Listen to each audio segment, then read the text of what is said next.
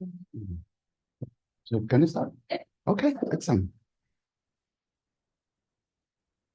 Okay, hello everyone. My name is Adan Gomez. I'm from the CS department. I am PhD in cognitive science. And for today, my presentation is called AI Enhanced Peer Debate and Critical Thinking. I have a lot of experience building AI models. This kind of thing is pretty controversial right now, but it's pretty powerful too. So one of the things that I have thought in my career, because I have approximately 10 or 15 years building this kind of models, is it's possible to use these probabilistic models in education.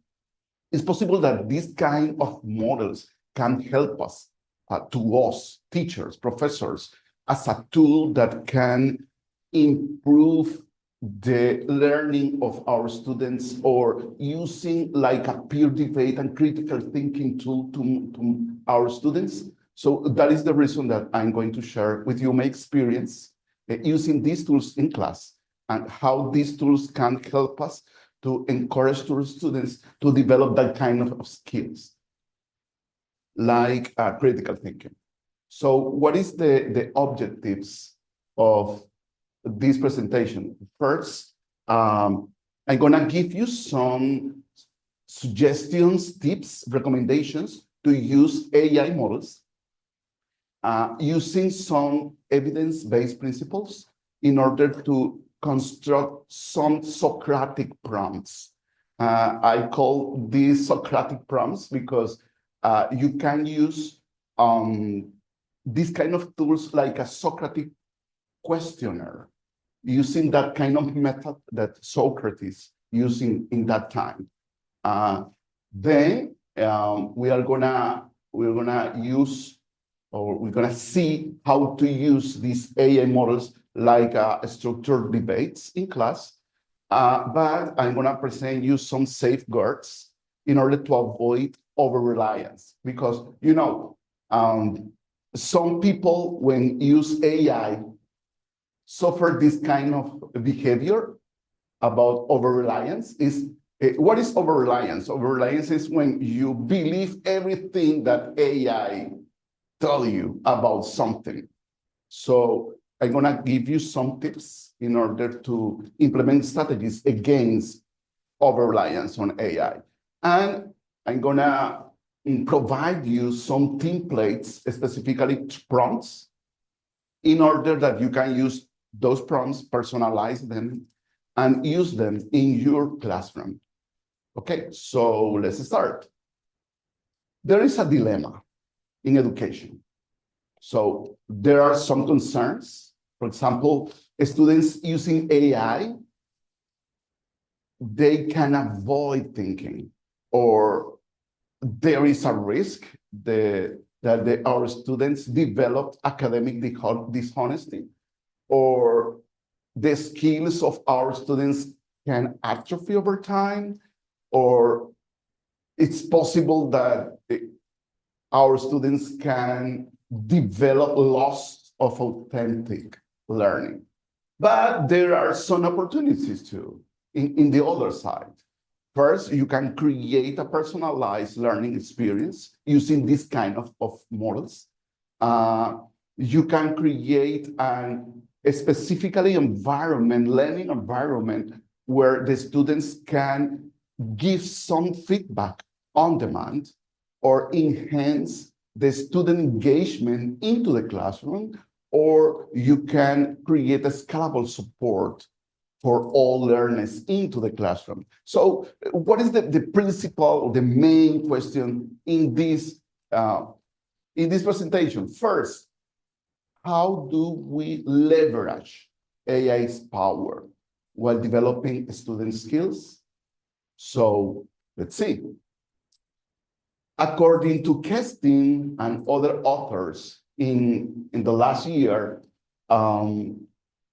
these authors conducted a systematic review, and they found that when the students use AI into the classroom, they gain 70% learning level. You can see that in that plot in the right of the slide.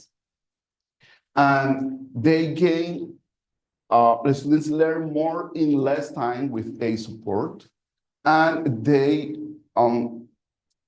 acquire 85% of engagement into the classroom.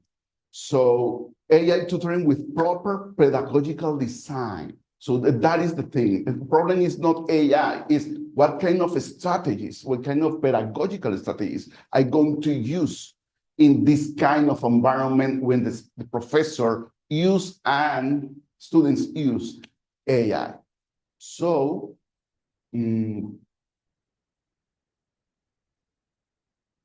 so we can use AI as collaborator, not a crutch.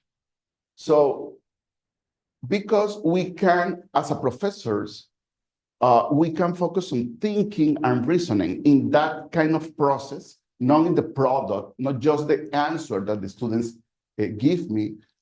And we can design and scaffolded support, is create a structured interaction in order that the students can have a guide how to use AI and create that active engagement. So there are several pedagogical models, several, to use AI into the classroom. I'm going to describe only two of them. The first is, it was created by Schitterman the last year. It's called the 3P model. First, the professor, every single time the professor has to design what is the pedagogical strategy to use AI into the classroom. So the first phase is presage, is what you design. You need to consider what the student characteristics, what is the AI learning environment, and okay, what kind of instructional scaffolding approach I'm going to use. The second one is, okay, what the students are going to do. First, okay, how are going to be that peer interaction and dialogue that the student is going to have with the AI? What kind of self-regulation strategies the students are going to use? And what is the critical reflection practices that the student is gonna have? And the product, obviously.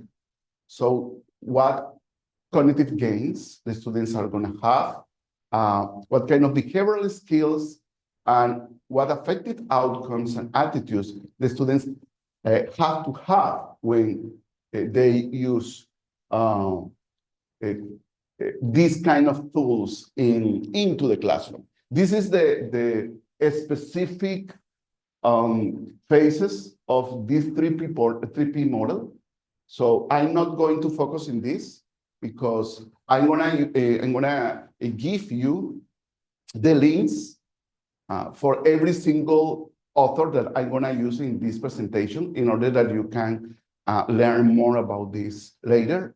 But this is the specific component of this model. So the professor has to consider the student characteristics, what is the characteristic of the learning environment, how are gonna be that peer learning process, and what are gonna be the learning outcomes of the students in cognitive terms, in behavioral terms, and affective terms. Okay. So, but what are the obstacles that we must address? I think that the main obstacle is over-reliance. When the students trust everything that the AI say to them, so is avoid this dependence, the students on AI for every task. And the second one is, okay, it's possible that the students can get some skills and they are not capable to transfer those skills in other contexts. Or we can, I don't know, encourage passive learning, or this learning can be pretty superficial, okay? Or reduce collaboration, where the individual AI use replaces peer interaction or social interaction. But how we can avoid this? I think the first thing is using this theory from Kesting in 2025. It's called some design principles for our pedagogical strategies. When we use AI, the first thing is, okay, facilitate active learning. So is think what is the structure and what is the information that our prompts are going to have. The second one is, okay, manage cognitive load. We need to scaffold complexity progressively to prevent overwhelm in our students, promote growth mindset. What is the content of that scaffolding? In other words, it guides students to problems sequentially, ensure accuracy, deliver timely feedback, and enable self-pacing. So the students control their learning speed and depth according their pace. So this is the difference between traditional and enhanced classroom. I'm not going to focus on that because I really want to share with you and spend more time in this kind of framework. This is a pedagogical framework. It's a pretty new framework. It's called Socratic AI Framework. It was designed the last year. So it's a framework that can let to professors use AI, not an answer machine, but a questioning engine. First, the professor can use AI in order to clarify questions. For example, ask about assumptions and underlying beliefs. Or the professor can leverage the power of AI in order to evidence requests from the students, or explore implications, or challenge with counterexamples. For example, I have used this Socratic AI framework with my learning. For example, I'm not an English native speaker. I am Latino. So sometimes I use a ChatGPT. For example, I am reading right now a book. It's called How Minds Work. So I read aloud every single page of the book. At the end of the page, I talk with the AI. Okay, what do you think about this paragraph? I am thinking that other author think in the other way than this author. What do you think? Please give me a counterexample. And that kind of conversation can create a critical thinking not only in me, but also in my students later, because I can encourage my students to create that kind of conversation with AI and that kind of debate with AI, that kind of debate, that give you more tools to understand the text. For example, for me, the text in English. So in order to create more ideas about those ideas that I can read in that book. So that kind of Socratic AI framework can help you in order to, okay, I can use these tools not only to get answers, but also to create a debate in order to go in depth in that idea that I'm reading or I am thinking about. And this question can guide to our students in self-evaluation. So this phrase is pretty good. The power is in the questions, not the answers. So the power is in the prompts, not the answers that the AI are going to give you. And this one is the second framework, is the Paul Elder critical thinking. So we can develop in our students some elements of thought. For example, what is the purpose and goals when you are reading this? Or what is the questions that you can, question that arise when you are reading this book, or what is the information and data, the principal information and data in this excerpt of text, or you can, okay, extract concepts and theories, or, okay, my assumption is wrong or right, or just see several point of views of the same aspect, of the same part of the text. Okay. So, okay, let's go to the core of this presentation. So, what is the anatomy of an effective educational prompt? So, first, you need to define what is the role of the AI. Okay, what is the role of the AI in that activity, in your strategy? Okay. Second, what is the mission of the AI? For example, the role, okay, you are gonna be a Socratic questioner to help the students. Second, okay, your mission, your goal, in other words, is to develop critical thinking by guiding students.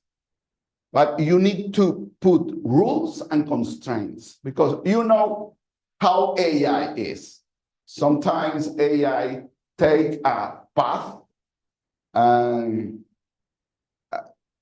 sometimes AI is not like we really want, and you need to put some rules and constraints.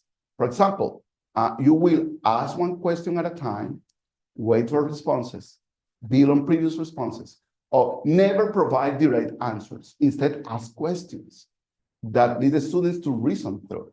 So I'm gonna give you later a template, several prompts that you can use in your classroom and put several roles. I think that I have 7 roles that the AI can get in this kind of strategies.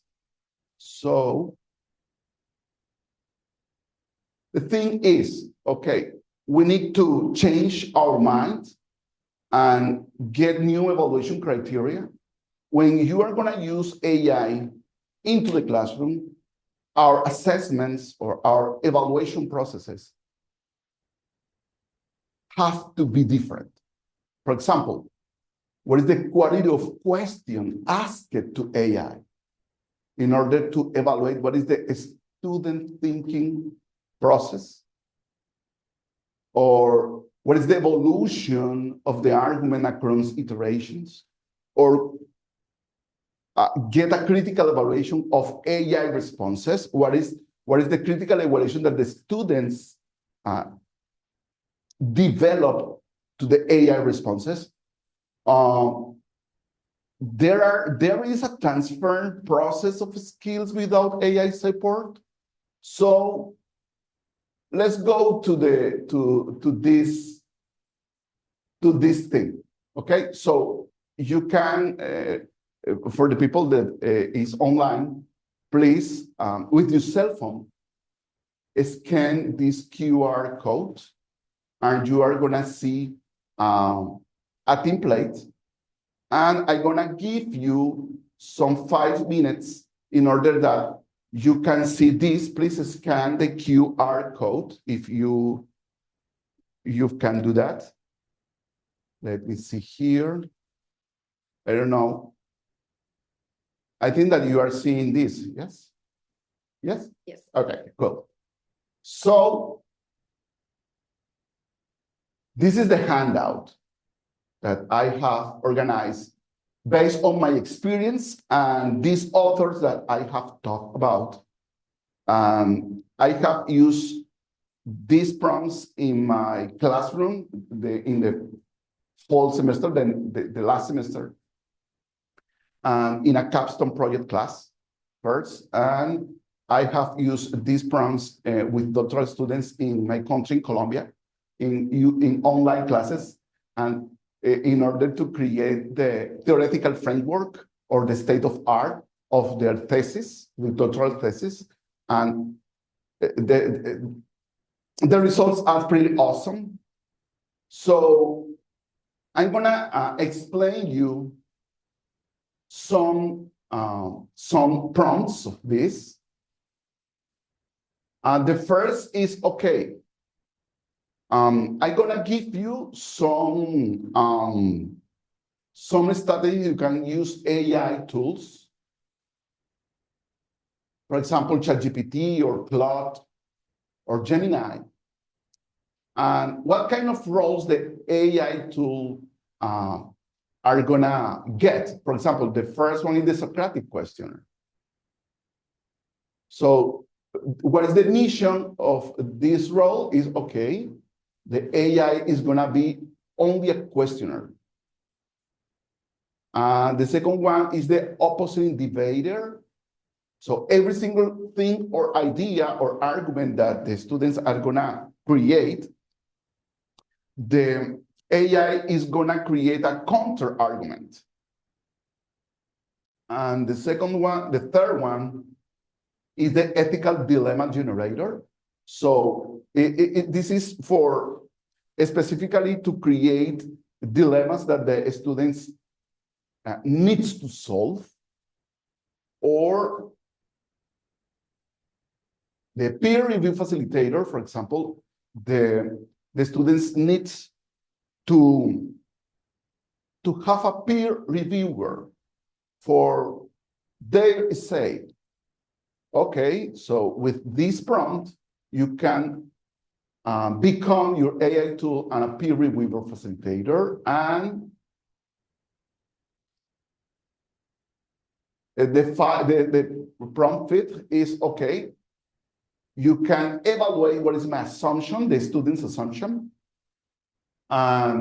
is in order to evaluate the assumptions that the students have, for example, in the beginning of a class about some topics. Or, okay, the students have some evidence about some topics. So the prompt 6 is about how the AI can evaluate those evidence.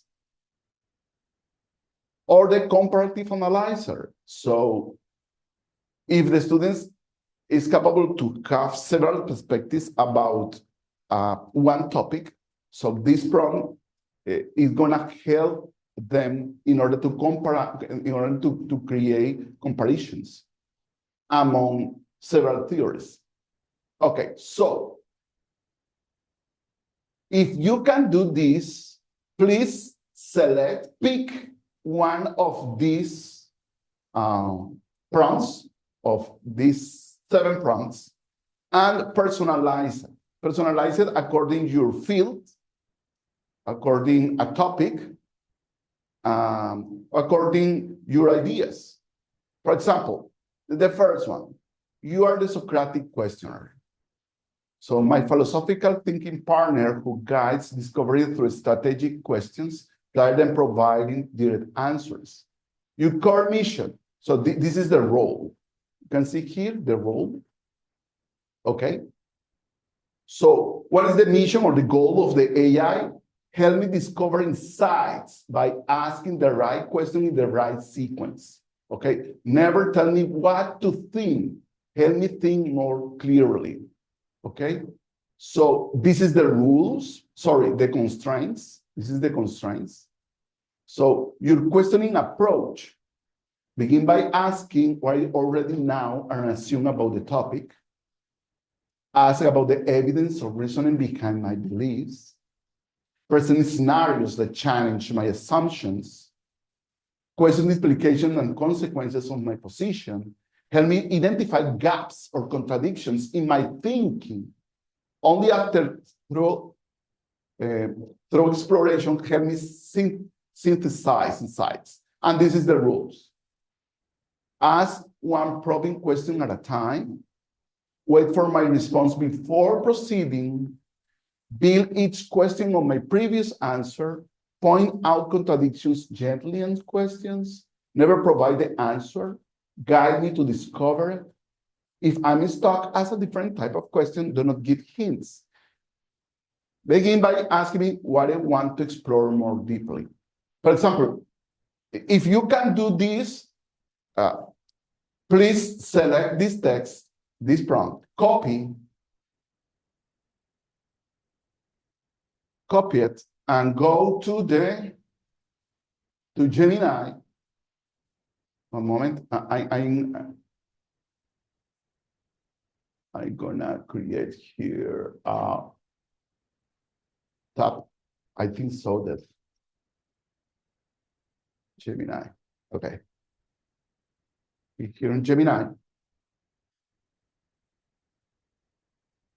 So this.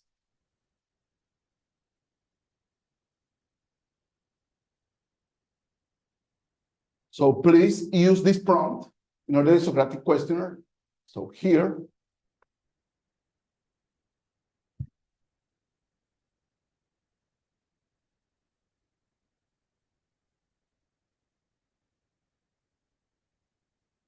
To begin, tell me, what is the specific topic, belief, or decision you wish to explore more deeply today? So, okay, I am cognitive scientist, so I want to use a specific topic in cognitive science. So, I really want to explore about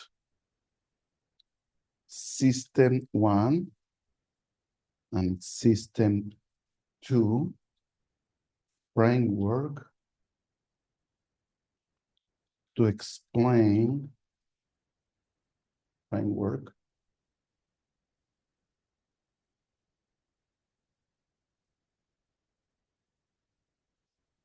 how mind works. Okay.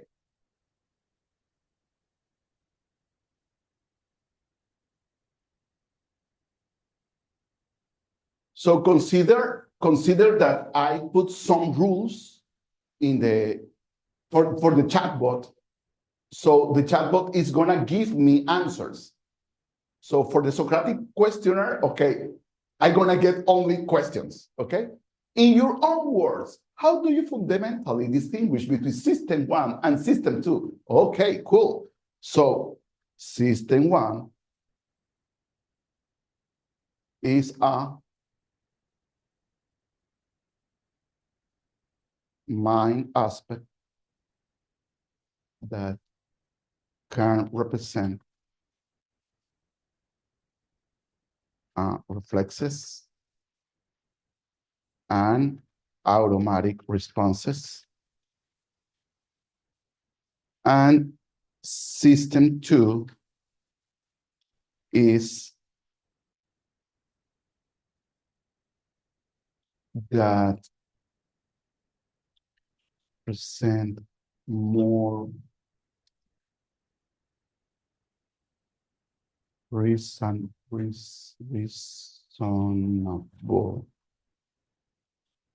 behavior. For example, and you can get here a Socratic questionnaire that can help to our students how to evaluate their assumptions. You draw a distinction between the automatic nature of system and the reasonable nature of system 2. To explore this boundary, could you describe a specific situation where you felt system 2 had to study to correct or override system 1? So you can evaluate the conversation between the students and the AI. In this kind of thing, okay, you can evaluate what is the depth of knowledge that the students has related to specific concepts. I don't know if someone in the audience, in the virtual audience, have experimented with this prompt or other one of if someone can tell me, okay, it's working for you, for all of you, for any of you.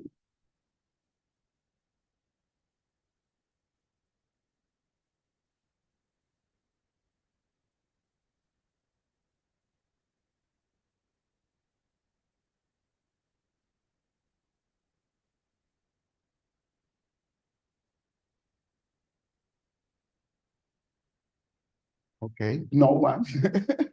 Okay, let's continue. So you can use this kind of prompts not only for the Socratic questionnaire, but also the opposite debater in order to get counter arguments, or the ethical dilemma generator, or the peer review facilitator, or so on. So if you have some questions, concerns, please email me. You can find at the end of the handout my information. This is my email. Okay, this is my office. If you really want to, okay, pass by and okay, say hello. I have these questions and concerns, so I really want to help you using this kind of tools, because we are in the AI era, and our students has this kind of tools. And I think that our mission as a professors is, okay, how can I leverage this power in a pretty right way? I think that that is our goal, our mission, our objective as professors. Okay, so let's continue. Sorry. Here. It's here? I think so. It's my presentation. Yep, it's in the other tab. If you click OK at the top where it says the meeting's being transcribed, Oh, that should get rid yes, of that little it's for pop-up. this. Oh, There you okay. go. Yeah. Thank you so much. Okay, so the thing is not to build independence. Sorry, it's build independence, not dependency. How? In order to create a pretty strong AI support environment, remove scaffolding progressively. At the start, you can present these prompts to the students, and you can help to your students in order to not use them at a time. And progressively, the students can be more free in order to create their own prompts. Okay, I have to head out, but it is very interesting. Thank you. Thank you, Emily. Okay, so you can create comparative tasks. It's complete similar problems with and without AI. For example, you can create this interaction between the students and AI and among students. For example, you can create this kind of debate. For example, this debate between System 1 and System 2, between the students and AI. And then in the same class, the students, 10 minutes later, can create this debate with their classmates. And then the student can compare, okay, what was more helpful for me? The AI debate or the debate with my classmate? What is the pros? What is the gains? So I think that the students can compare quality and process and reflect on differences. Or the students can transfer assignments. For example, apply these skills, for example, the Socratic questionnaire. Apply this skill in new context, in a new topic. Or please, that the student can use this knowledge in an assessment, obviously without AI, no AI access during assessments, in order that the students can demonstrate true mastery. And you can ask this kind of questions that can develop a metacognitive thinking in our students. For example, we did AI help with. What did you figure out? Could you do this alone now? So, okay, what is the conclusions in this aspect? So AI can enhance, facilitate critical thinking in our students, specifically when we design pretty specific strategies using AI as a powerful tool. For example, we can use AI like a Socratic AI, a questionnaire partner. It's become AI from an answer machine into an intellectual sparring partner. Or we we can prove this effectiveness according to the studies that the several researchers are conducting right now about this. But what is the crucial point? Intentional design. We need to design these pedagogical strategies in a pretty specific way in order that we can assign what is the role of the AI, what are gonna be the prompts that I am gonna use in this specific context, and how can I develop a metacognitive reflection in my students? And iterate and share, apply these strategies. And okay, sometimes you are gonna fail, sometimes you are gonna get success, but okay, start with small experiments, okay? Refine your approaches and share your insights with your teaching community. So I recommend you these next steps. Please pick one of the prompts, okay? And use in one of your classes. Draft some prompts personalized that I have provided you. Test and refine them. Try with your students. Please take a risk, okay? And implement them in your classes and share your results. So in this, in the handout, you can see here some resources. So, sorry. Here, some resources, for example.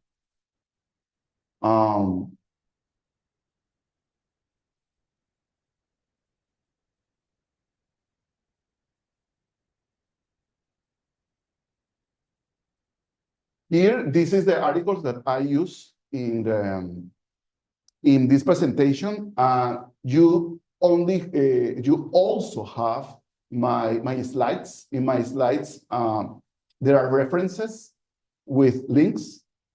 This is the helpful tools and frameworks you can use in order to become your AI tool in pretty specific agents that can help you to create this kind of skills in your students. This is a guide in order to create a planning space.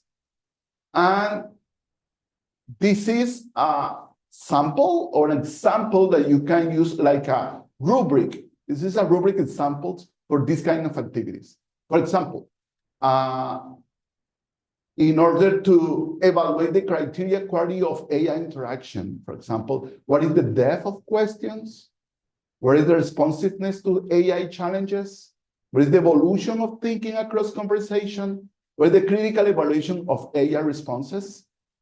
Okay, how is the peer engagement? What is the quality of peer feedback or debate? What is the integration of peer insights? Oh, okay, the final product. Okay, the final product, what is the argument quality, the evidence use, what is the complexity of reasoning, and the metacognitive reflection. You can create some metacognitive questions to your students, and what is the awareness of learning process? What is the recognition of AI limitations? What is the articulation of skill development? So this is only an example of a rubric that you can use for your AI-based activities that you are gonna create for your course or for your classes. Okay, so this is the references, the key research studies that I have used in this presentation. This is the educational resources that you can use. Okay, and some related reading that you can read, sorry for the redundancy, in order to how to use AI for tutoring and pedagogy, for critical thinking assessment, and for prompt engineering, because the core is how to create those prompts. Okay, and that's it.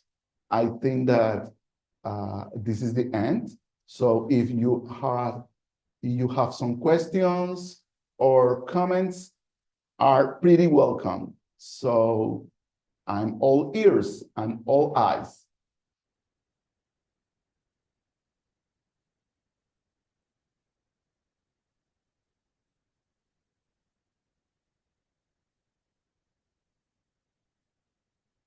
Okay. Thank you so much. If you have some questions, please don't hesitate, email me. You have my email, and thank you so much for this space. Thank you.